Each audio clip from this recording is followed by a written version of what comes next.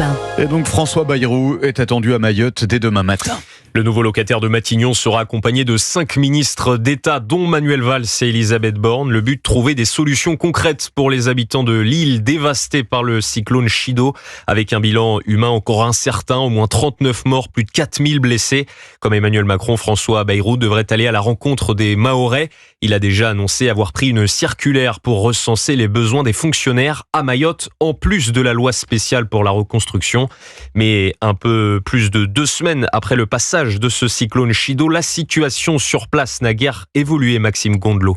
Oui, exactement. Les points d'eau sont toujours sous contrôle du RAID. Le réseau Internet est encore parcellaire. La situation est loin d'être rétablie à Mayotte.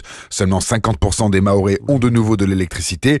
Germain habite un quartier de Mamoudzou depuis 4 ans. Il raconte son quotidien 15 jours après le passage du cyclone. Notre quartier a beaucoup été oublié. On n'a toujours pas d'électricité et donc on se débrouille par nous-mêmes parce que la ville de Mamoudzou n'est jamais venue nettoyer. Donc on a passé là des journées à vider, à récupérer des camions pour vider tous les déchets. Voilà, c'est tellement le bazar sur place. On survit, on commence un peu à fatiguer, mais c'est horrible. C'est la vie de tout le monde chez nous, en tout cas même encore beaucoup à Mamoudzou. Avec la rentrée scolaire prévue le 13 janvier prochain, c'est une nouvelle urgence qui s'ajoute à la longue liste. François Nouchet est professeur à Mayotte. Ce qu'on attend d'abord au niveau de l'éducation nationale qui c'est de mettre en place rapidement des solutions pour que la rentrée puisse avoir lieu le 13 janvier, parce qu'il y a beaucoup de choses à faire, il y a beaucoup de choses à faire là-dessus. Des cimetières sauvages ont vu le jour sur l'archipel pour éviter la propagation des maladies. Le bilan humain reste, lui, encore provisoire.